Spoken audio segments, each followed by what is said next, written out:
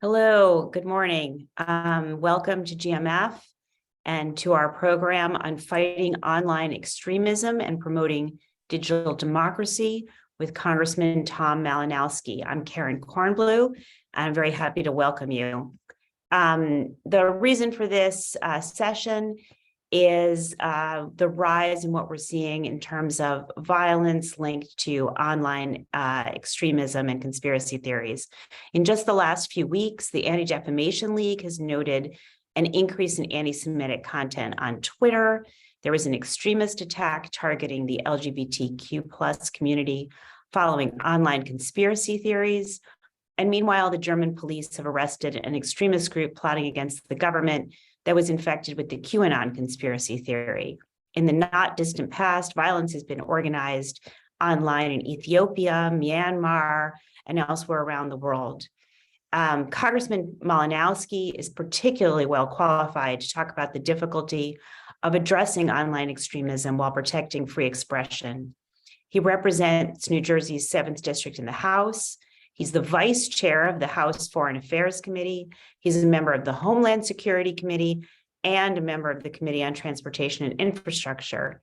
He previously served as Assistant Secretary of State for Democracy, Human Rights, and Labor in the Obama administration. And before that, he was a senior director on the National Security Council.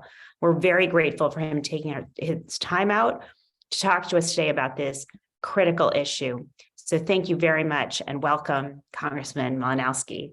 I'll just start out with I'll start out with a quick question just to tee it up, and then we would just love to hear your thoughts for as long as you'd like to talk, and then I'll come back and ask you a few questions. And about the halfway mark, we'll open it up to the audience. If you have questions, please use the Q&A button at the bottom of your screens, not the chat function, and we'll take those for the congressman. So again, thank you so much for being here.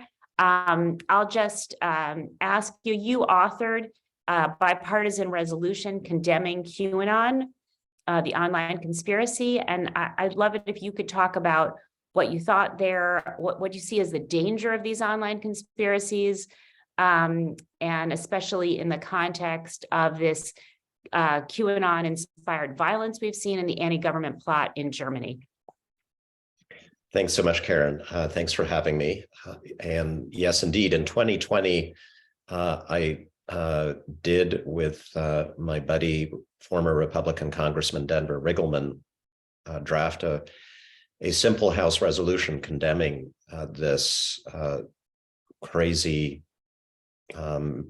unbelievably successful conspiracy theory mongering movement, QAnon, which is sort of a do-it-yourself conspiracy theory making kit that encompasses virtually every modern conspiracy theory and the ancient ones as well. It really begins with the ancient blood libel, the idea that there is a secret cabal of mostly Jewish people at the heart of our government, controlling and manipulating our lives.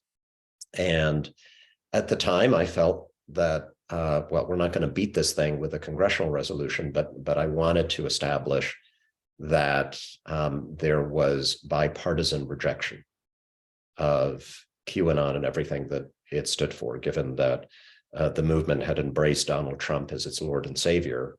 I wanted to put, in particular, Republicans on the spot and to ask them to reject it. And most of them did. I think we had a little under 24 Republican members of the House who voted against it. That group is now unfortunately ascendant in the House of Representatives, but at the time the vast majority voted for it. Now here we are, a couple of years later, and I think in some respects many of us are breathing a sigh of relief that American democracy is still strong, that the American people now in 3 successive elections from 2018 to 2022 have rejected extremism or seem to have rejected extremism. The MAGA movement has not been great for the Republican Party's electoral prospects, and that's a very good sign for American democracy. But belief in these underlying anti-government conspiracy theories is still as strong as it has been. In fact, by many measures, stronger than it has been. I think there was a poll recently that showed something like 40 to 45% of Americans believe that there is a secret cabal controlling the United States government. Again, the underlying QAnon belief. Most, with a significant majority, something like 60% of Republicans believing that, and surprising numbers of Democrats and independents as well. And so, we keep surviving these close calls. And obviously Germany, I don't think, was at much risk of seeing its government actually overthrown by this QAnon-inspired cabal there. But January 6th was a close enough call that I never, ever want any member of the United States Congress or citizen of the United States to live through again. What might have happened in Germany was a violent attack on the institutions of that country's government that could have claimed lives.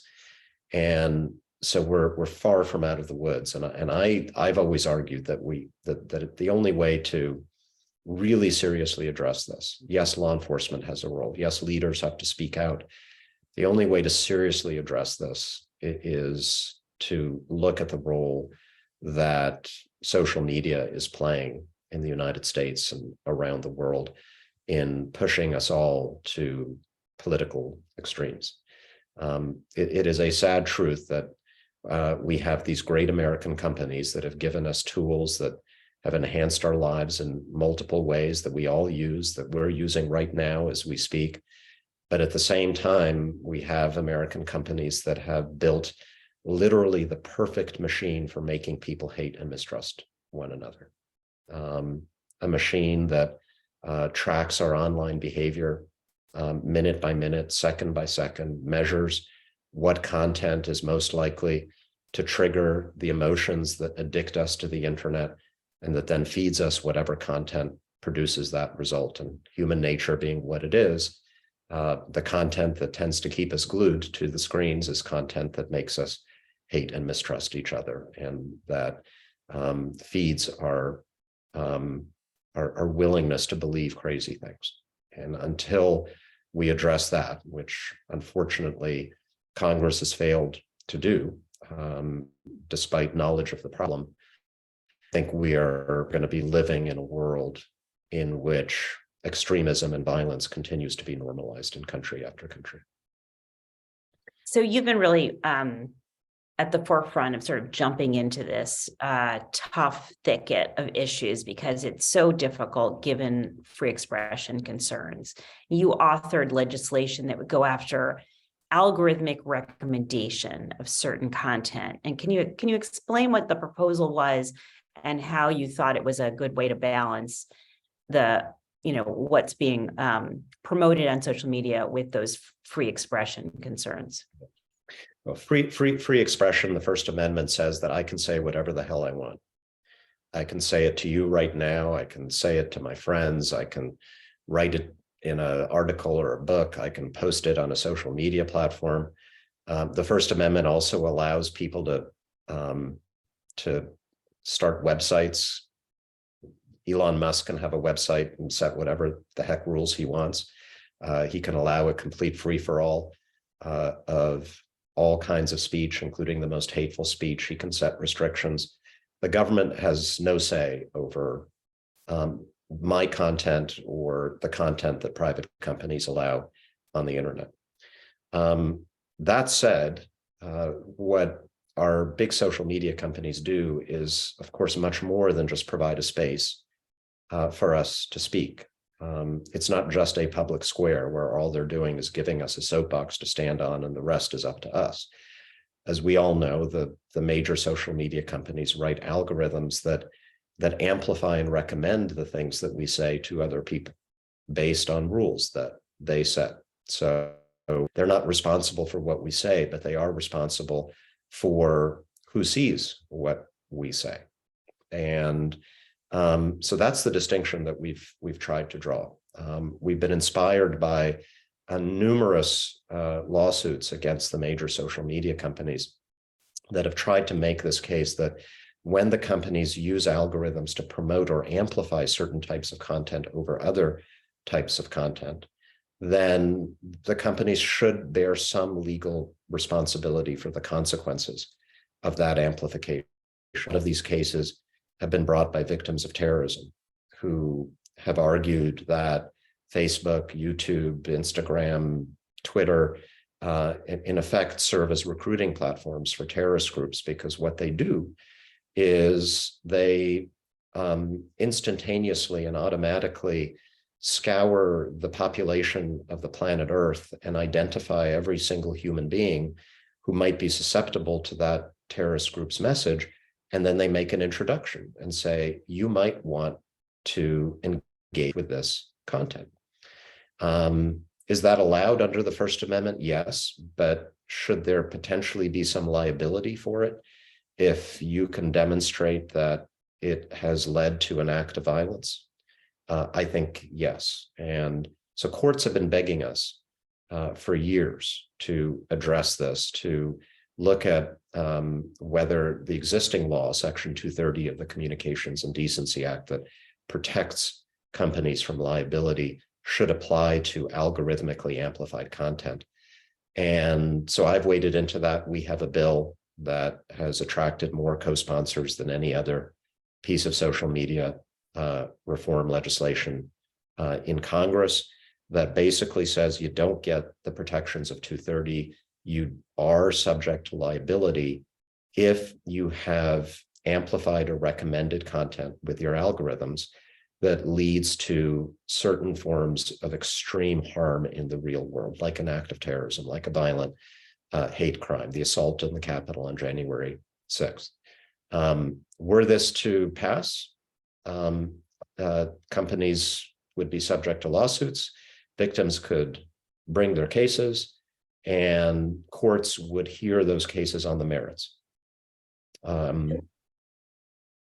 And of course, the amendment still applies, right? Yeah, just on that point, so the Supreme Court is taking up a case or two cases on Section 230, and you signed on to an amicus brief alongside several prominent members of the national security community, which concerns platforms' liability and for terrorism-related user-generated content. And it takes a look at a similar set of issues. Can you discuss anything about the brief, which didn't take either party's side, why you signed on, and what you expect the case's significance to be? So the case takes on exactly the scenario that I just laid out. That it was brought originally by victims of terrorism, I believe terrorism by the Hamas organization in the Middle East. And they're arguing that social media platforms help to recruit members of those organizations. And I agree with that. It's not a deliberate thing. It's not like Mark Zuckerberg is sitting there saying, you know what, I want to help Hamas build its base. But when, these algorithms function the way they do, in a neutral way, right? It doesn't matter whether you're susceptible to shoe ads or cute kitten videos or terrorist propaganda. The algorithm identifies your set of interests, and it connects you with people and content that are consistent with your interests or potential interests. And the platforms, the companies know from their own internal investigations that a significant share of people who join extremist groups that exist on those platforms were recommended to do so by the company's algorithm, and yet they've not made changes that they know how to make to fix the problem. I've sometimes used an analogy that I think makes sense to people who don't really understand the tech world. Imagine, the analogy is basically this. Imagine you're a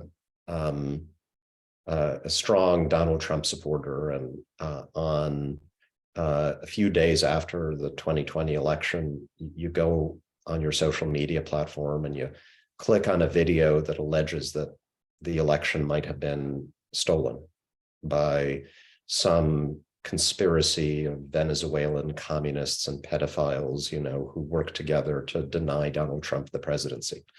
You click on that video, and 10 seconds later, your phone rings, and the voice on the phone says, "Hey, it's Freddie from Facebook. Couldn't help but notice that you just clicked on a really cool video about how a conspiracy of Venezuelan communists and pedophiles conspired to deny Donald Trump the presidency. So here's what we're going to do for you.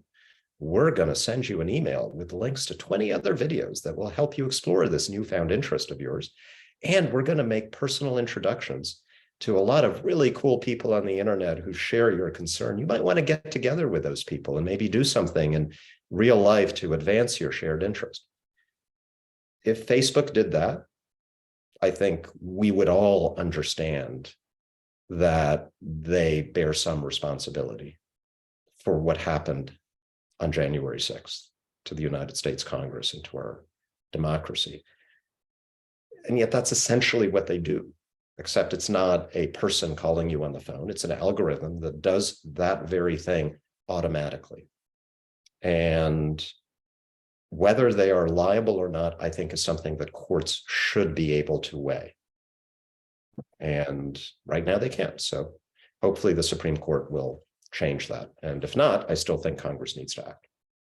And what do you say to those who argue that what will happen if you limit the protections for social media companies, that they will be compelled, or they will feel compelled to start looking more and filtering content more, and then some go further and say that they're going to do this, or the danger is that there's viewpoint discrimination, that these platforms, some have claimed, and this is behind these laws in Florida and Texas, that one political party is being overly regulated, or that political viewpoints are being taken down, or what they call shadow banned.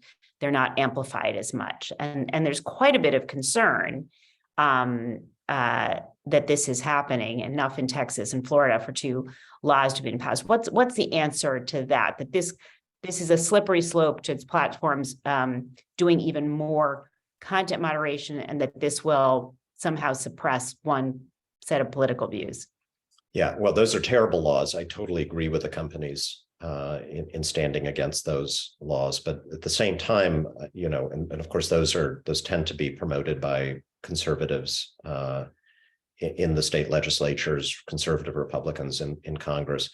The platforms in lobbying against any sort of real reform to 230 that focuses on algorithmic amplification, they've I think somewhat cynically made the argument to Republicans on the Hill that, well, if you pass this bill, we're just going to take down more conservative people. We're going to ban more conservatives on Twitter and on Facebook as a way of ensuring that we never pass such legislation.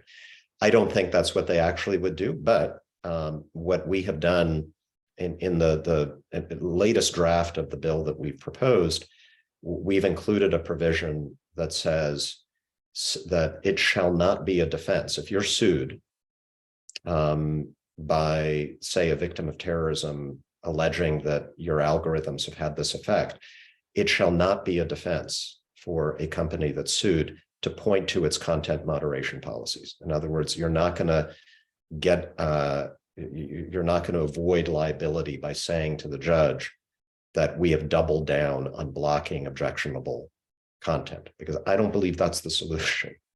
And I think with a provision like that, I think this is something that would address the concerns of people on both sides of the aisle about the effect that these algorithms are having and driving people to extremes on both the right and on the left. Great. I'm going to turn slightly to a separate subject, but it's of course linked, which is the House Select Committee to investigate January 6th. Mhm. It's preparing to release its final report in the coming weeks, and there's been some discussion that there may be recommendations in terms of online radicalization and what might be done. Is there anything you can tell us about that, or what do you think the importance of that committee is, and what action do you think is required? It's Other than hugely, what we talked about? yeah, it's hugely important. I am a huge fan of the work that the January 6th Commission has done in telling the story, in establishing that this was not a random mob attack on Capitol Hill, that it was part of a plan by the former president to overturn an election, to stage what would have been, in effect, a coup in the United States of America. But the committee has looked beyond just the role of President Trump and the political people around him. And I think it has asked some deeper questions about the people who were there on January 6th. What is it that caused otherwise normal Americans to go to Washington, D.C. in large numbers, to storm the Capitol of the United States, to try to kill the Vice President of the United States, while believing that what they were doing was a perfectly normal thing to do? And this gets back to the online radicalization conversation. And I think my emphasis on the algorithmic amplification of that content. One consequence of how these platforms operate is that the people who are clicking on those links, seeing those videos, that they were so overwhelmed with content on one side, on the Stop the Steal side, that they had this illusion that everybody around them shared their belief that the election was stolen, that Donald Trump had been wronged, that there was this conspiracy, that in fact they were the defenders of democracy. They were the patriots on January 6th. And the rest of us may think it's just completely crazy. But from their frame of reference, it was not. It seemed normal. And I don't think you can understand that. And I don't think you can prevent something like that from happening again in the future if we don't address the way in which the American people are served information about what's going on in our country every single day. And, before we move on from this, I want to stress, I do think that the companies know how to solve this problem. The root cause is that we have these engagement-based algorithms, that the purpose of the algorithm is to maximize the amount of time that we all spend using these platforms. And then that naturally, inevitably leads to the promotion of content that triggers some of our basest emotions, fear and hate and mistrust. There are other ways to amplify content. There are other ways to determine what sort of content people see. Facebook did this wonderful, I think, experiment a few years ago in which they asked an experimental group of users to rate every post they saw in their newsfeed as being either good for the world or bad for the world. And so, people voted good, good, bad, good, bad, good, bad, bad. And the algorithm learned from their conscious preferences. And the result was a newsfeed that emphasized legitimate news sources, that had tons of family photo albums and cute animal videos and all the nice stuff, right, that we like to see on the internet, because that's what people were consciously telling Facebook they wanted more of. And it was a beautifully successful experiment with just one small problem, that the time those same users spent on the platform slightly declined. Because interestingly, when we get what we feel we want, we spend a little less time on Facebook and Twitter and YouTube. That says a lot about human psychology. But wouldn't it be better for everybody? And ultimately, I think for the companies, I think they probably get more people using their product if they based their content recommendation on our conscious preferences, on what we believe is good for us and good for the world. I used to be at the Federal Communications Commission, and one of my stints was in the Mass Media Bureau, and got to know this phrase, if it bleeds, it leads, which was what local news knew, that if you put the murder story as the first story, you could get viewers. But there was this sense that we shouldn't have the whole newscast just be murder, that we had to tell a fuller story. But you were human beings making those decisions. Exactly. Imagine if Exactly. you wrote a software program that made those decisions solely based on what engaged the viewers the most. It would be bleeding from start to finish. And the viewers, and here's what's interesting to me, the viewers would watch that, but they wouldn't be happy. They wouldn't actually be having a good experience. You know, think of the problem of teenage girls on Instagram, which has been written about a lot. If you actually ask them, okay, rate every post that you see, is this good for you or bad for you? They wouldn't be saying, this is good for me, this stuff that makes me feel bad about myself. But they still feel compelled to engage with that content for reasons I think we all can understand, having grown up at one point ourselves. And so again, imagine if you based these decisions on what the users themselves say they want and is good for them. And so ultimately, look, the lawsuits, the legislation, all that stuff is a means to an end. The end is social media that's based on these principles, which I still think would be incredibly successful and lucrative, but we would have fewer genocides and fewer attacks on the Capitol and fewer attempted coups in Germany. And take this internationally, because your background is international and human rights. A lot of Elon Musk has said that he's going to comply with the laws of whatever country the platform does business. And we've seen that governments in various countries have used social media to attack dissidents. What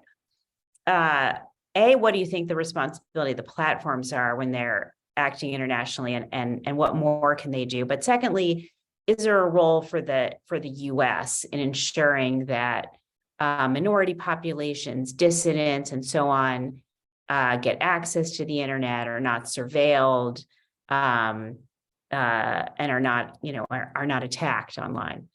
Yeah. A big question, about 4 questions in there. So, well, there's a lot the US government can do and does do, as you know, to help people navigate the internet more safely around the world. It's one of something I worked on when I was at the State Department years ago. And it's now one of our main responses to protest movements in countries like Iran right now, China right now. How can we help those people? How can we get them the technology that that enables them to evade government surveillance and censorship? And that's a cat and mouse game. We never win that fight, but we can arm our allies to do better. The social media platforms, this is a very difficult challenge for them. I think the responsible ones struggle with it. Twitter used to have a lot of people working for the company that tried to combat not just misinformation, but state-sponsored misinformation on their platform, attacks and harassment of dissident from state sources. That's something that the old Twitter was able to do something about in China, and I fear it's not as able to do anything about that under the new regime. And again, speaking of Twitter, I think it's bad enough that companies, that social media companies have a presence in authoritarian states. I think it's even worse when some of their major investors are figures from authoritarian states. You have major Saudi investment in Twitter, as we've read over the last few months. And even more disturbing, I think, is when you have somebody like Elon Musk, who not only owns Twitter, but also owns a company that is heavily invested, a company like Tesla, that is heavily invested in China, that does a lot of its manufacturing in China, that has a huge market that it's trying to build in China. And therefore, I think, I fear that there's a foreign government that has tremendous leverage over the man who also runs one of the world's premier media companies. And that disturbs me. There were rumors that that CFIUS was somehow looking at the Twitter acquisition, and that was denied. But as you've said, Musk he has contracts with DoD. Tesla gets subsidies, but he's also doing all kinds of business overseas and has investments. Is there a role for the government in looking at any of this, in changing its relationship with some of his companies? It's a very thorny topic, but it raises a lot of questions. Yeah, it raises ethical questions for me, and I don't have a good answer yet to the question of what the regulatory response can and should be, consistent with our own First Amendment and constitutional principles. Yeah.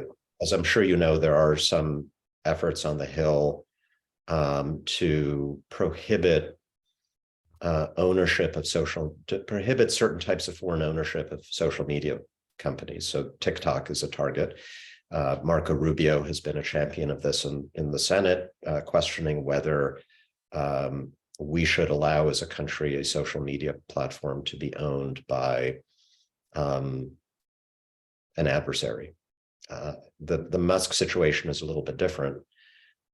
It's not, he is himself not a Chinese government entity or individual, but he owns Tesla, which makes him, I think, significantly vulnerable to Chinese pressure. And we have seen, he's very, very happy to criticize the United States government and to throw himself into the most controversial debates about public policy in the United States, portraying himself as the ultimate champion of freedom of speech in our country. I don't see him uttering a peep in support of people in China who are protesting draconian COVID restrictions there. I mean, Musk hates COVID restrictions in the United States. He doesn't say anything about people in China bravely risking their lives to protest far, far more draconian restrictions. So I think there's great reason for concern there, and we need to. I'm going to ask two quick questions. Well, they're quick on my part. They may not be quick to answer, but and then please, audience, please submit your Q&As so that we can turn to better questions from the audience. One question I have is about the responsibility of governments, of civic players, public health officials, climate scientists, to do a better job of combating conspiracy theories, disinformation. You mentioned COVID lockdowns, and Fauci said yesterday that there's a responsibility for folks like him to really be out there and countering the fact that the conspiracy theorists are flooding the zone.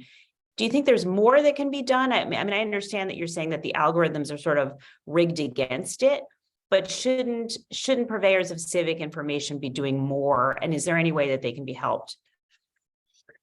Yes, and political leaders have a special obligation here.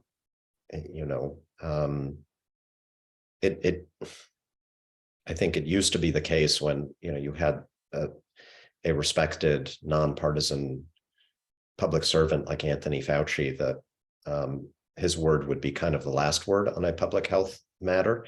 And if he was attacked, politicians from across the political spectrum would come together to defend him. 30 years ago, there's no question in my mind that conspiracy theorists calling for the arrest of Anthony Fauci would be condemned across the board by Republicans and by Democrats. We we still, all of us have an equal obligation to do that, and we should be holding accountable political leaders who play to this mob rather than speak out against it.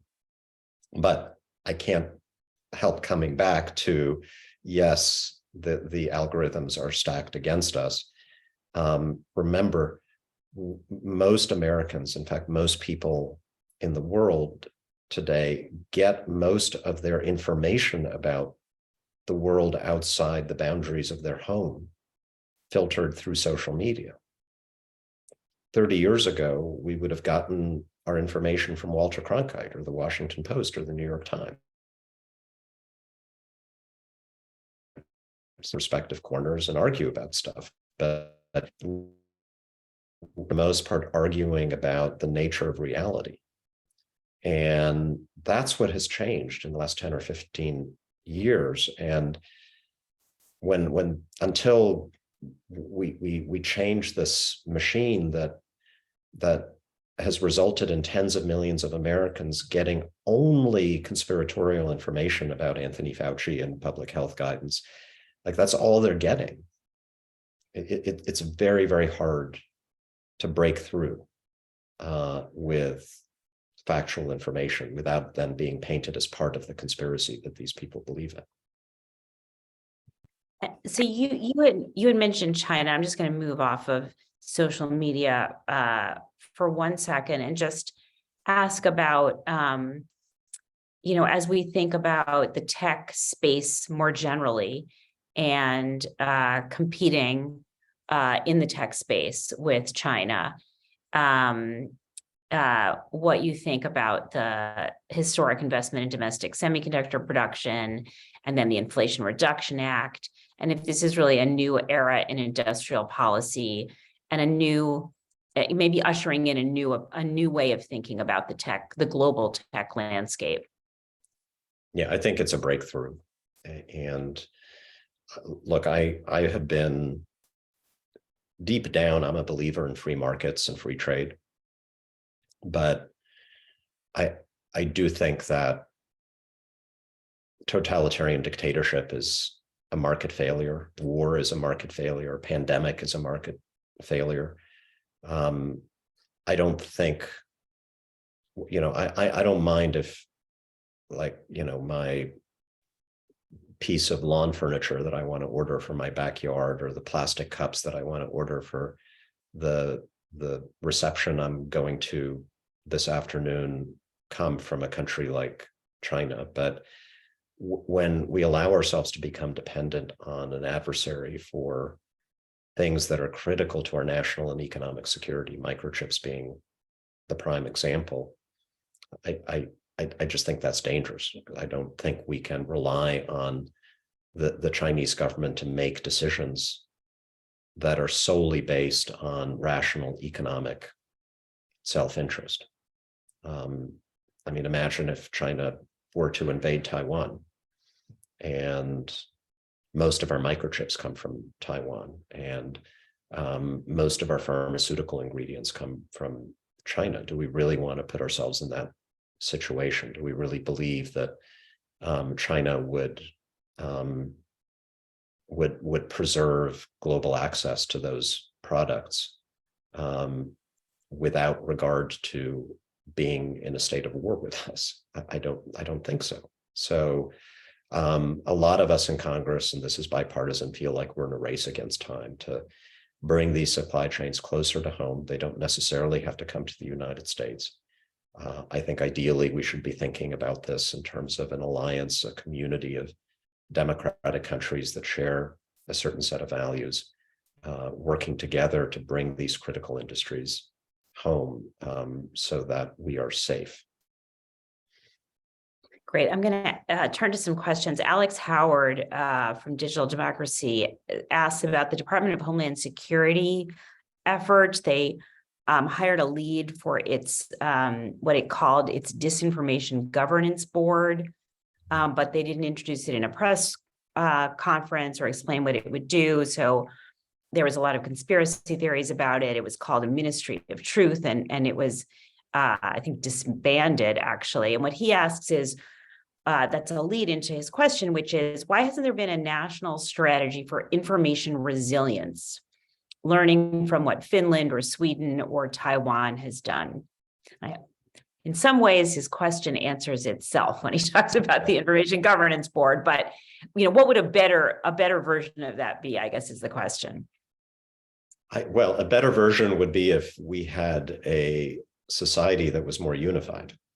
And I think, I think part of what he's getting at is information literacy, the government doing a better job of maybe pre-bunking conspiracy theories and warning people about them. Is there a way to do that positive agenda? You can do all of those things. And I think that was part of the idea that DHS had. The problem is that anything you do in a world where 44% of Americans believe the government is controlled by a secret cabal, anything you do to go after disinformation is going to trigger a very hostile reaction from people who believe in disinformation. And so there's no way to do it without some controversy. And yet I think it has to be done. If we can reduce that 44% to 38%, you've done something, because at the end of the day, we just need healthy majorities in the United States to keep us from going off the rails. And look, when I was in government, of course, we hired people to push back against lies. We saw something in the media that was false, like it would be irresponsible not to respond to it and to call it out as false, and to mobilize people outside of government to join us in calling it out as false. And we shouldn't be deterred by that experience from continuing to find ways to do that. And we have a similar question from Will Ferragogiaro, who talks about education, supportive education curricula, local media, new media. Is there more that can be done in that area? People sometimes ask me, like, what did you learn running for office, running for Congress that you didn't know before? And most of the things that I encountered were not that surprising to me. The thing that was really driven home when I first started running, and this has continued, is the catastrophic decline in local media in the United States. The fact that there was no local newspaper covering my races for Congress that people actually read on a regular basis. There's sort of remnants of the local press that existed 30, 40 years ago, but it's not like people got a local or regional paper on their doorstep every single day where, if I told a lie about my opponent or he told a lie about me, it would be discussed, it would be called out, people would be upset, we would be held accountable. It was almost nothing like that.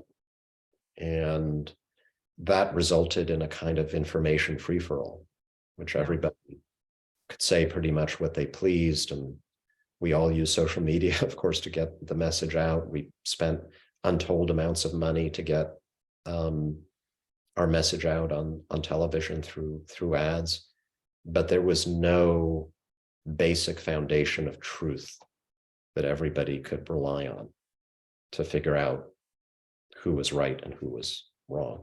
And so I don't know. I have not, I don't claim to be an expert in all the debates about how social media can better support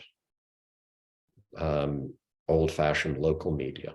And, there was a huge controversy in Australia, as we know. There's a controversy over legislation that has been presented to the United States Congress that would require more compensation from the platforms to local media. I think in principle, we do need something like that, although I know that the devil is in the details, because there's just no substitute for healthy local media that covers politics, that the New York Times is never going to be able to cover on a daily basis. And it's so interesting because in New Jersey is one of the leaders in trying to combat that, where they did get a public fund together that was going to help support local media. So if you still have it in New Jersey, we don't really, we really have a big question about how to support. Yeah, I mean, and I don't know if money itself is going to solve the problem, because it's also just our news consumption habits that have changed. But, you know, I won my first 2 races. I lost my last one. I was endorsed by every single local newspaper in the state of New Jersey, and the endorsements were so strong and so vigorous that I think 40, 50 years ago, there's virtually no chance that I would have lost. With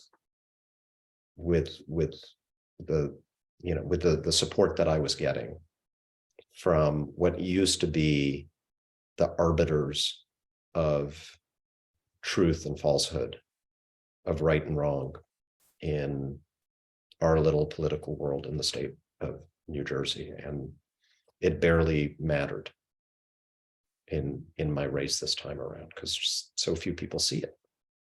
That's interesting. I have another question from Maria Gigliotti, who asks, you know, what could platforms do? You know, if you were talking to Elon Musk or Mark Zuckerberg or the leaders at TikTok, to tell them to take effective steps to combat disinformation within their own platforms? Very, very simply, and this is what I was stressing before, don't wait for regulation. You're not going to like regulation, especially from the coming Congress. If, you know, the Republicans just want to hold big tech accountable, and they want to do things that go far beyond what I wanted to do, and that the companies are going to hate vastly more than anything that I proposed. Take action on your own. Don't wait for the Supreme Court. You know how to fix the algorithms so that they are not primarily based on maximizing engagement, so that they are based more on what the users of the platforms themselves tell you would give them a better user experience, what the users themselves believe would be better for our country and for the world. You might lose 3 or 4% engagement per user, but you're probably going to have more users. So it's probably a good business proposition in the long run, but more importantly, it would be the right thing to do. And, you know, internally, the companies know how to do that. They've just resisted changing the fundamental way in which the engines they've created work. And so, yeah, that's what I would advise. So Alex Howard came back to probe a little bit more about what the government could do. And he says, what are 3 things that the White House could do in 2023 to have an affirmative policy on truth decay? And he mentions the Open Government Partnership, which is about more openness on the part of governments and sharing more data, to the Summit for Democracy. There was also, he doesn't mention this, but there was the Declaration for the Future of the Internet. What other things could be done that would reduce the harms to public health and the risk to national security from disinformation? And are there examples of states or other countries that have an affirmative agenda that we could adopt? You know, I hate to be a downer. I love all that stuff. I was involved in the Open Government Partnership, and I love it when governments write nice things on paper and agree to them as declarations. And it is utterly insignificant when, as I said at the beginning, we have American companies that have developed and deployed to all of the people of the world the perfect machine for making people hate each other. And like it's a giant raging fire, and you know the government has a couple of little buckets of water to pour on it, and until we deal with what is creating the fire, what is fueling the fire every single day, which will require much more significant action than any government has mustered thus far. We're going to be facing more and more and more and more of what we saw on January 6th, more and more threats to democracy in every established democracy in the world, and more violence in weaker democracies that don't have the guardrails and safeguards that we do. None of those three things, I love you, Alex, but none of those three things would have stopped genocide in Burma or in Ethiopia. When you have this machine that is every single second as we speak, turning people against each other. And so whether it's the Supreme Court, whether it's congressional action or voluntary action by the companies, that's what we need. So I'm going to let people type in some more Q&As, but I just want to ask you about on the international side again, when it comes to the invasion of Russia's unprovoked invasion of Ukraine, there were some interesting developments. First of all, I mean, I know from my experience on Radio Free Europe's board that the way people get access to RFE is through YouTube. So YouTube is playing a really important role there.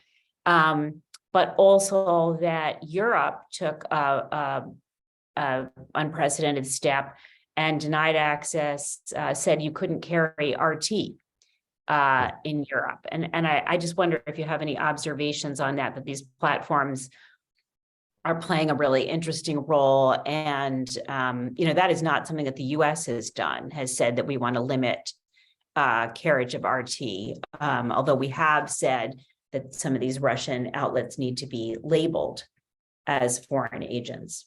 Foreign agents, yeah. Well, we could not tell YouTube to ban Russian content, and the Constitution obviously would prohibit the U.S. government from doing that, and I wouldn't want to change that. I don't.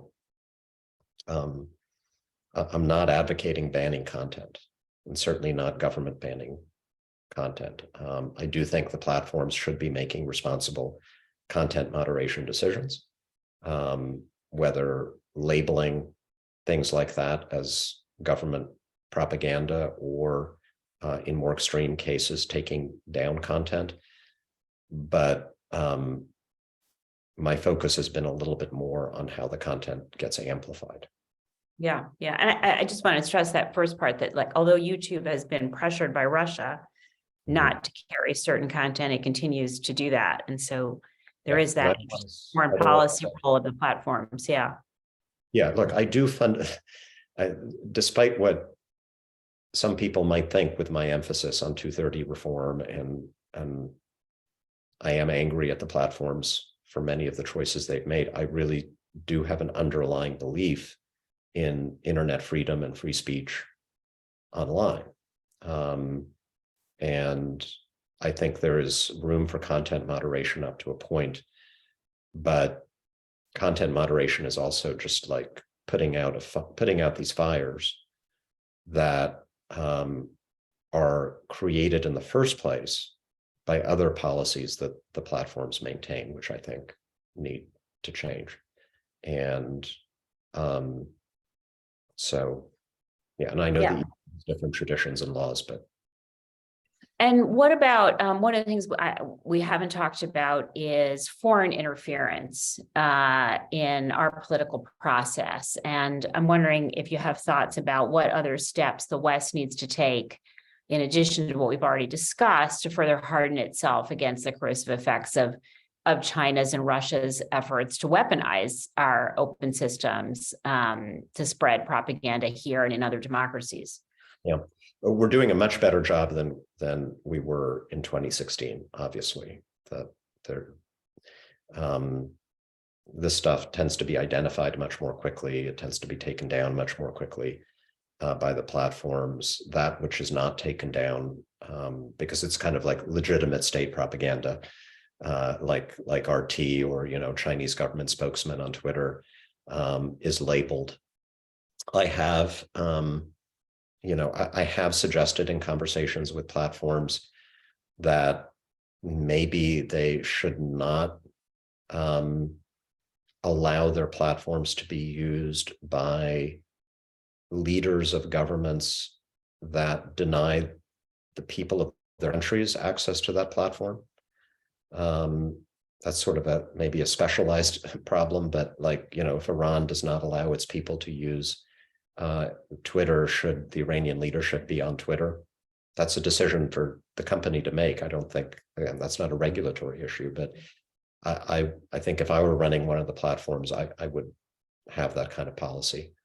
And the other part of this that I have focused on a lot in Congress, and this takes us a little bit out of information and propaganda, is closing our financial system to dictators and kleptocrats and their cronies, whether they're Russian oligarchs or Chinese figures or drug traffickers, crooks, and other assorted supervillains from around the world. The United States is still one of the easiest countries, unfortunately, in the world in which to hide your money. And that money, when it comes here, doesn't just sit here. It can also be used for influence in our political. And are there other things, back to the extremism point? And I think it's so important to look at this holistically. Besides the online organizing or radicalization that we've been discussing, aren't there other things the government can be doing about this violent extremism? We have this sense that the Stop the Steal movement that you just talked about was being organized almost in the open, and yet, the riot still occurred. Is there more that the FBI or local law enforcement or others could be doing? I think the money is an interesting piece that you just talked about, but I wonder if there are other things as well. Yeah, taking threats seriously is obvious thing. I think January 6th was a special case because it put law enforcement, it put federal law enforcement, and even the U.S. military in a very difficult situation where to take this seriously in the days running up to the attack on the Capitol, they would have needed to believe that the President of the United States was a threat to the Capitol. And when you're in a chain of command that has the president at the top of the chain, it's just very hard psychologically. If you're an FBI agent, if you're the chairman of the Joint Chiefs of Staff, if you're a person responsible for defending the Capitol of the United States at a moment of political transition, it's very hard, even when you're seeing this evidence, to think, okay, there's a rally that the president of my boss is having at the White House, and that's the threat. Your whole life you've been trained to protect the president and the people at the White House, and now they're so I think there's just cognitive dissonance that was our enemy leading up to that attack. But I do think overall the FBI and Homeland Security have learned to take more seriously over the last several years threats that begin online and that may morph into attacks in the real world. Great. Well, this has been such a far-ranging conversation, and clearly your work on this has changed the landscape, and the way you talk about it, and the importance of really understanding the issues at hand is very helpful and impactful. So we're grateful for your joining us today. I just want to offer you any final remarks in terms of what you see coming down the pike, and and just want to thank you again. Well, thank you guys. It's always good to see you, Karen. I think we've made a lot of progress the last few years, but as I said at the beginning, we're not out of the woods.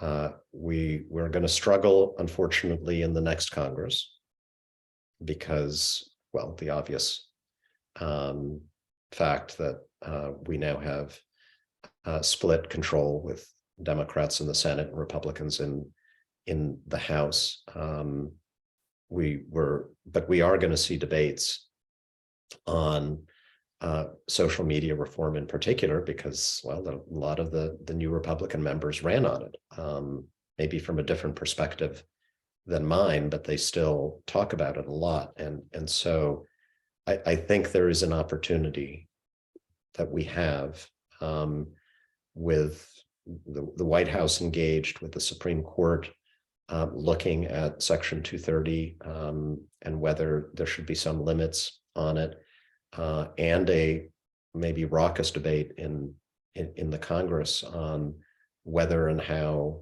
big tech should be held accountable. We do have an opportunity to come together around something that is responsible, something that doesn't kill the internet, something that doesn't destroy the good that these companies do, but that addresses the harm, acknowledges and addresses the harm. And I hope we find a way to do that in the next couple of years. Great way to end. Thank you again so much, Congressman. Thank you, everybody who joined us, and happy holidays.